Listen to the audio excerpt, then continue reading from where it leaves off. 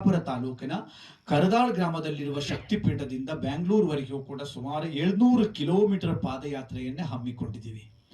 ಆ ಪಾದಯಾತ್ರೆಯ ಪ್ರಮುಖ ಬೇಡಿಕೆ ಈಡಿಗ ಸಮುದಾಯವನ್ನು ಎಸ್ಟಿ ಮೀಸಲಾತಿಯಲ್ಲಿ ಸೇರಿಸಬೇಕು ಅಂತಕ್ಕಂಥದ್ದು ಪ್ರಮುಖವಾದ ಬೇಡಿಕೆ. ಅದರ ಜೊತೆ ನಾರಾಯಣ ಗುರುಗಳ ಪುತ್ಥಳಿಯನ್ನೇ ರಾಜ್ಯದ ರಾಜಧಾನಿಯಲ್ಲಿ ಮಾಡಬೇಕು. ಕುಲಕಸಬು ಕಳೆದು ಹೋದ ಮೇಲೆ ಕಳೆದ 22 ವರ್ಷವಾಗಿ ಸೇಂದಿಯನ್ನೇ ಮಾರಾಟ ಮಾಡೋದು ಇಳಿಸೋದು ನಿಲ್ಲಿಸಿದ್ದಾರೆ ರಾಜ್ಯದಲ್ಲಿ, ಮಂಗಳೂರು, ಉಡುಪಿ ಹೊರತುಪಡಿಸಿ. ಹಾಗಾಗಿ ಕಲ್ಯಾಣ ಕರ್ನಾಟಕದ ಈಡಿಗರಿಗೆ ವಿಶೇಷವಾದ ಪರಿಗಣನೆ ನೀಡಿ ಬದಲು ವ್ಯವಸ್ಥೆಯನ್ನೇ ರಾಜ್ಯ ಸರ್ಕಾರ ಮಾಡಿಕೊಡ್ಬೇಕು ಅಂತಕ್ಕಂಥದ್ದು ಕೂಡ ಈ ಐತಿಹಾಸಿಕ ಪಾದಯಾತ್ರೆಯ ಬೇಡಿಕೆ ಇದೆ.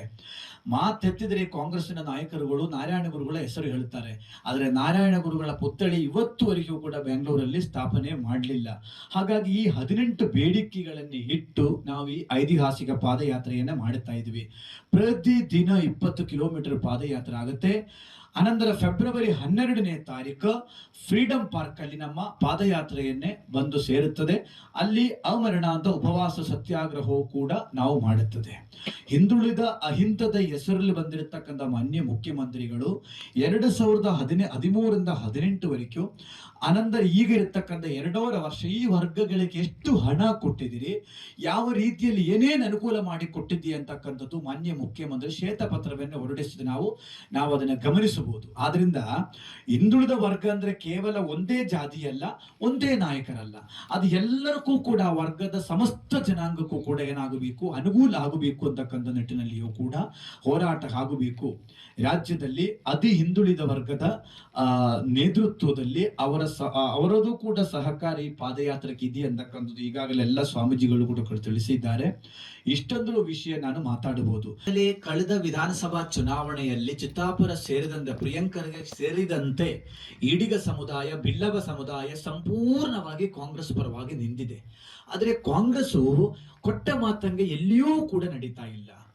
ಹಾಗಾಗಿ ಕಾಂಗ್ರೆಸ್ ಹಿಂದುಳಿದ ವರ್ಗ ಇತರ ಶೋಷಣೆ ಸಮುದಾಯಕ್ಕೆ ಏನೂ ಮಾಡ್ತಾ ಇಲ್ಲ ಅಂತ ನಮ್ಮದು ಬೇಡಿಕೆ ಇದೆ, ನಮ್ಮ ಆರೋಪ ಇದೆ.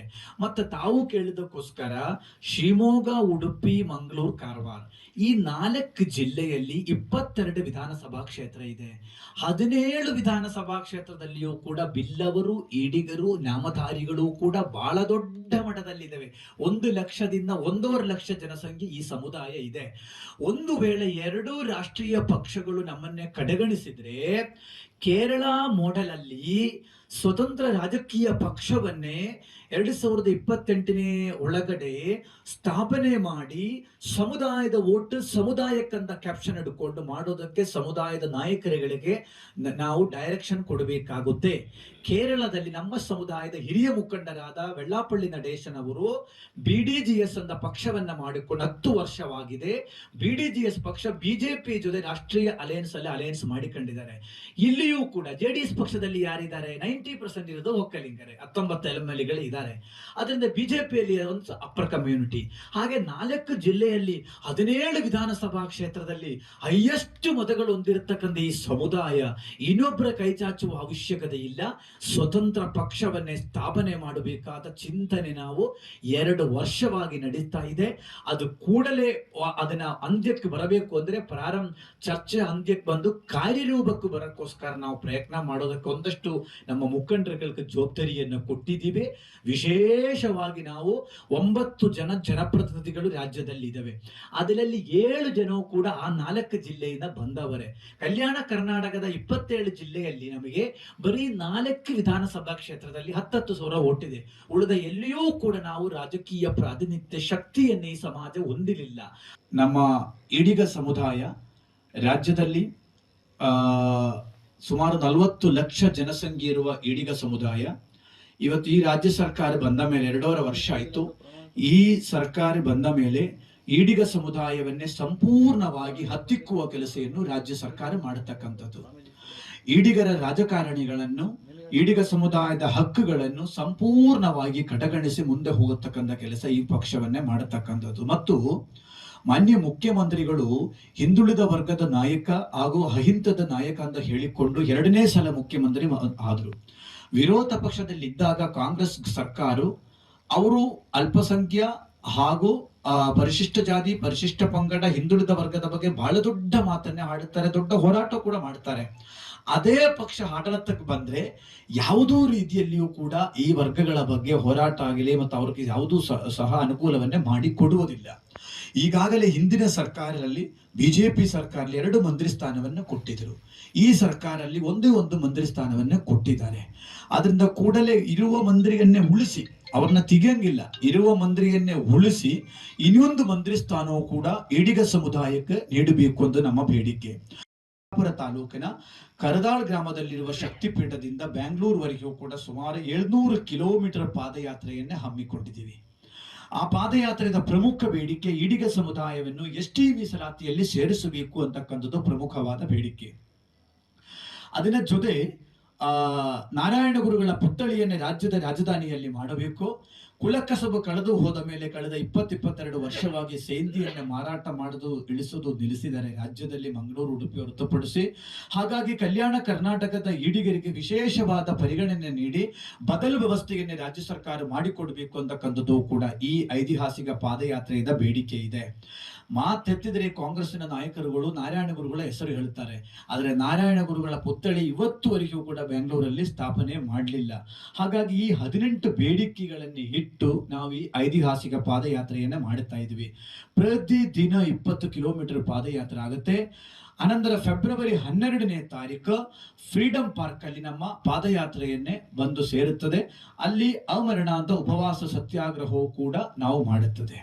ಹಿಂದುಳಿದ ಅಹಿಂಸದ ಹೆಸರಲ್ಲಿ ಬಂದಿರತಕ್ಕಂಥ ಮಾನ್ಯ ಮುಖ್ಯಮಂತ್ರಿಗಳು 2013ರಿಂದ 18ವರೆಗೂ ಅನಂತರ ಈಗ ಇರತಕ್ಕಂಥ 2.5 ವರ್ಷ ಈ ವರ್ಗಗಳಿಗೆ ಎಷ್ಟು ಹಣ ಕೊಟ್ಟಿದ್ದೀರಿ, ಯಾವ ರೀತಿಯಲ್ಲಿ ಏನೇನು ಅನುಕೂಲ ಮಾಡಿ ಕೊಟ್ಟಿದ್ದೀರಿ ಅಂತಕ್ಕಂಥದ್ದು ಮಾನ್ಯ ಮುಖ್ಯಮಂತ್ರಿ ಶ್ವೇತಪತ್ರವನ್ನು ಹೊರಡಿಸಿದ ನಾವು ಅದನ್ನು ಗಮನಿಸಬಹುದು. ಆದ್ರಿಂದ ಹಿಂದುಳಿದ ವರ್ಗ ಅಂದ್ರೆ ಕೇವಲ ಒಂದೇ ಜಾತಿಯಲ್ಲ, ಒಂದೇ ನಾಯಕರಲ್ಲ, ಅದು ಎಲ್ಲರಿಗೂ ಕೂಡ ವರ್ಗದ ಸಮಸ್ತ ಜನಾಂಗಕ್ಕೂ ಕೂಡ ಏನಾಗಬೇಕು, ಅನುಕೂಲ ಆಗಬೇಕು ಅಂತಕ್ಕಂಥ ನಿಟ್ಟಿನಲ್ಲಿಯೂ ಕೂಡ ಹೋರಾಟ ಆಗಬೇಕು. ರಾಜ್ಯದಲ್ಲಿ ಅತಿ ಹಿಂದುಳಿದ ವರ್ಗದ ನೇತೃತ್ವದಲ್ಲಿ ಅವರದು ಕೂಡ ಸಹಕಾರಿ ಪಾದಯಾತ್ರೆಗೆ ಇದೆ ಅಂತಕ್ಕಂಥದ್ದು ಈಗಾಗಲೇ ಎಲ್ಲ ಸ್ವಾಮೀಜಿಗಳು ಕೂಡ ತಿಳಿಸಿದ್ದಾರೆ. ಇಷ್ಟೊಂದು ವಿಷಯ ನಾನು ಮಾತಾಡಬಹುದು. ಕಳೆದ ವಿಧಾನಸಭಾ ಚುನಾವಣೆಯಲ್ಲಿ ಚಿತ್ತಾಪುರ ಸೇರಿದಂತೆ ಪ್ರಿಯಾಂಕರ್ಗೆ ಸೇರಿದಂತೆ ಈಡಿಗ ಸಮುದಾಯ, ಬಿಲ್ಲವ ಸಮುದಾಯ ಸಂಪೂರ್ಣವಾಗಿ ಕಾಂಗ್ರೆಸ್ ಪರವಾಗಿ ನಿಂತಿದೆ. ಆದರೆ ಕಾಂಗ್ರೆಸ್ ಕೊಟ್ಟ ಮಾತಂಗೆ ಎಲ್ಲಿಯೂ ಕೂಡ ನಡೀತಾ ಇಲ್ಲ. ಹಾಗಾಗಿ ಕಾಂಗ್ರೆಸ್ ಹಿಂದುಳಿದ ವರ್ಗ ಇತರ ಶೋಷಣೆ ಸಮುದಾಯಕ್ಕೆ ಏನೂ ಮಾಡ್ತಾ ಇಲ್ಲ ಅಂತ ನಮ್ಮ ಬೇಡಿಕೆ ಇದೆ, ನಮ್ಮ ಆರೋಪ ಇದೆ. ಮತ್ತೆ ತಾವು ಕೇಳಿದಕ್ಕೋಸ್ಕರ ಶಿವಮೊಗ್ಗ, ಉಡುಪಿ, ಮಂಗಳೂರು, ಕಾರವಾರ ಈ 4 ಜಿಲ್ಲೆಯಲ್ಲಿ 22 ವಿಧಾನಸಭಾ ಕ್ಷೇತ್ರ ಇದೆ. 17 ವಿಧಾನಸಭಾ ಕ್ಷೇತ್ರದಲ್ಲಿಯೂ ಕೂಡ ಬಿಲ್ಲವರು, ಈಡಿಗರು, ನಾಮಧಾರಿಗಳು ಕೂಡ ಬಹಳ ದೊಡ್ಡ ಮಟ್ಟದಲ್ಲಿದ್ದಾವೆ. 1 ಲಕ್ಷದಿಂದ 1.5 ಲಕ್ಷ ಜನಸಂಖ್ಯೆ ಈ ಸಮುದಾಯ ಇದೆ. ಒಂದು ವೇಳೆ 2 ರಾಷ್ಟ್ರೀಯ ಪಕ್ಷಗಳು ನಮ್ಮನ್ನೇ ಕಡೆಗಣಿಸಿದ್ರೆ ಕೇರಳ ಮಾಡೆಲ್ ಅಲ್ಲಿ ಸ್ವತಂತ್ರ ರಾಜಕೀಯ ಪಕ್ಷವನ್ನೇ 2028ನೇ ಒಳಗಡೆ ಸ್ಥಾಪನೆ ಮಾಡಿ ಸಮುದಾಯದ ಓಟ್ ಸಮುದಾಯಕ್ಕಂತ ಕ್ಯಾಪ್ಷನ್ ಹಿಡ್ಕೊಂಡು ಮಾಡೋದಕ್ಕೆ ಸಮುದಾಯದ ನಾಯಕರುಗಳಿಗೆ ನಾವು ಡೈರೆಕ್ಷನ್ ಕೊಡಬೇಕಾಗುತ್ತೆ. ಕೇರಳದಲ್ಲಿ ನಮ್ಮ ಸಮುದಾಯದ ಹಿರಿಯ ಮುಖಂಡರಾದ ವೆಳ್ಳಾಪಳ್ಳಿ ನಡೆಶನ್ ಅವರು BDGS ಅಂತ ಪಕ್ಷವನ್ನ ಮಾಡಿಕೊಂಡು 10 ವರ್ಷವಾಗಿದೆ. BDGS ಪಕ್ಷ ಬಿಜೆಪಿ ಜೊತೆ ರಾಷ್ಟ್ರೀಯ ಅಲಯನ್ಸ್ ಮಾಡಿಕೊಂಡಿದ್ದಾರೆ. ಇಲ್ಲಿಯೂ ಕೂಡ JDS ಪಕ್ಷದಲ್ಲಿ ಯಾರಿದ್ದಾರೆ, 90% ಇರೋದು ಒಕ್ಕಲಿಗರೇ, 19 MLAಗಳು ಇದ್ದಾರೆ. ಅದರಿಂದ ಬಿಜೆಪಿಯಲ್ಲಿ ಒಂದು ಅಪ್ಪರ್ ಕಮ್ಯುನಿಟಿ.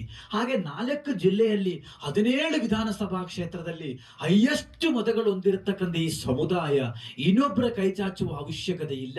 ಸ್ವತಂತ್ರ ಪಕ್ಷವನ್ನೇ ಸ್ಥಾಪನೆ ಮಾಡಬೇಕಾದ ಚಿಂತನೆ ನಾವು 2 ವರ್ಷವಾಗಿ ನಡೀತಾ ಇದೆ. ಅದು ಕೂಡಲೇ ಅದನ್ನ ಅಂತ್ಯಕ್ಕೆ ಬರಬೇಕು ಅಂದ್ರೆ ಚರ್ಚೆ ಅಂತ್ಯಕ್ಕೆ ಬಂದು ಕಾರ್ಯರೂಪಕ್ಕೆ ಬರೋಕ್ಕೋಸ್ಕರ ನಾವು ಪ್ರಯತ್ನ ಮಾಡೋದಕ್ಕೆ ಒಂದಷ್ಟು ನಮ್ಮ ಮುಖಂಡರುಗಳಿಗೆ ಜವಾಬ್ದಾರಿಯನ್ನು ಕೊಟ್ಟಿದ್ದೀವಿ. ವಿಶೇಷವಾಗಿ ನಾವು 9 ಜನ ಜನಪ್ರತಿನಿಧಿಗಳು ರಾಜ್ಯದಲ್ಲಿ ಇದ್ದಾವೆ. ಅದರಲ್ಲಿ 7 ಜನವು ಕೂಡ ಆ 4 ಜಿಲ್ಲೆಯಿಂದ ಬಂದವರೇ. ಕಲ್ಯಾಣ ಕರ್ನಾಟಕದ 27 ಜಿಲ್ಲೆಯಲ್ಲಿ ನಮಗೆ ಬರೀ 4 ವಿಧಾನಸಭಾ ಕ್ಷೇತ್ರದಲ್ಲಿ 10,000 ಓಟಿದೆ. ಉಳಿದ ಎಲ್ಲಿಯೂ ಕೂಡ ನಾವು ರಾಜಕೀಯ ಪ್ರಾತಿನಿಧ್ಯ ಶಕ್ತಿಯನ್ನೇ ಈ ಸಮಾಜ ಹೊಂದಿರಲಿಲ್ಲ. ನಮ್ಮ ಈಡಿಗ ಸಮುದಾಯ ರಾಜ್ಯದಲ್ಲಿ ಸುಮಾರು 40 ಲಕ್ಷ ಜನಸಂಖ್ಯೆ ಇರುವ ಈಡಿಗ ಸಮುದಾಯ ಇವತ್ತು ಈ ರಾಜ್ಯ ಸರ್ಕಾರ ಬಂದ ಮೇಲೆ 2.5 ವರ್ಷ ಆಯ್ತು. ಈ ಸರ್ಕಾರ ಬಂದ ಮೇಲೆ ಈಡಿಗ ಸಮುದಾಯವನ್ನೇ ಸಂಪೂರ್ಣವಾಗಿ ಹತ್ತಿಕ್ಕುವ ಕೆಲಸವನ್ನು ರಾಜ್ಯ ಸರ್ಕಾರ ಮಾಡತಕ್ಕಂಥದ್ದು. ಈಡಿಗರ ರಾಜಕಾರಣಿಗಳನ್ನು ಈಡಿಗ ಸಮುದಾಯದ ಹಕ್ಕುಗಳನ್ನು ಸಂಪೂರ್ಣವಾಗಿ ಕಡೆಗಣಿಸಿ ಮುಂದೆ ಹೋಗತಕ್ಕಂಥ ಕೆಲಸ ಈ ಪಕ್ಷವನ್ನೇ ಮಾಡತಕ್ಕಂಥದ್ದು. ಮತ್ತು ಮಾನ್ಯ ಮುಖ್ಯಮಂತ್ರಿಗಳು ಹಿಂದುಳಿದ ವರ್ಗದ ನಾಯಕ ಹಾಗೂ ಅಹಿಂಸದ ನಾಯಕ ಅಂತ ಹೇಳಿಕೊಂಡು 2ನೇ ಸಲ ಮುಖ್ಯಮಂತ್ರಿ ಆದರು. ವಿರೋಧ ಪಕ್ಷದಲ್ಲಿದ್ದಾಗ ಕಾಂಗ್ರೆಸ್ ಸರ್ಕಾರ ಅವರು ಅಲ್ಪಸಂಖ್ಯ ಹಾಗೂ ಪರಿಶಿಷ್ಟ ಜಾತಿ, ಪರಿಶಿಷ್ಟ ಪಂಗಡ, ಹಿಂದುಳಿದ ವರ್ಗದ ಬಗ್ಗೆ ಬಹಳ ದೊಡ್ಡ ಮಾತನ್ನೇ ಆಡುತ್ತಾರೆ, ದೊಡ್ಡ ಹೋರಾಟ ಕೂಡ ಮಾಡ್ತಾರೆ. ಅದೇ ಪಕ್ಷ ಆಡಳಿತಕ್ಕೆ ಬಂದ್ರೆ ಯಾವುದೂ ರೀತಿಯಲ್ಲಿಯೂ ಕೂಡ ಈ ವರ್ಗಗಳ ಬಗ್ಗೆ ಹೋರಾಟ ಆಗಲಿ ಮತ್ತು ಅವ್ರಿಗೆ ಯಾವುದೂ ಸಹ ಅನುಕೂಲವನ್ನೇ ಮಾಡಿ ಕೊಡುವುದಿಲ್ಲ. ಈಗಾಗಲೇ ಹಿಂದಿನ ಸರ್ಕಾರದಲ್ಲಿ ಬಿಜೆಪಿ ಸರ್ಕಾರದಲ್ಲಿ 2 ಮಂತ್ರಿ ಸ್ಥಾನವನ್ನು ಕೊಟ್ಟಿದ್ರು. ಈ ಸರ್ಕಾರದಲ್ಲಿ ಒಂದೇ ಒಂದು ಮಂತ್ರಿ ಸ್ಥಾನವನ್ನ ಕೊಟ್ಟಿದ್ದಾರೆ. ಅದರಿಂದ ಕೂಡಲೇ ಇರುವ ಮಂತ್ರಿಯನ್ನೇ ಉಳಿಸಿ, ಅವ್ರನ್ನ ತೆಗಿಯಂಗಿಲ್ಲ, ಇರುವ ಮಂತ್ರಿಯನ್ನೇ ಉಳಿಸಿ ಇನ್ನೊಂದು ಮಂತ್ರಿ ಸ್ಥಾನವೂ ಕೂಡ ಈಡಿಗ ಸಮುದಾಯಕ್ಕೆ ನೀಡಬೇಕು ಎಂದು ನಮ್ಮ ಬೇಡಿಕೆ.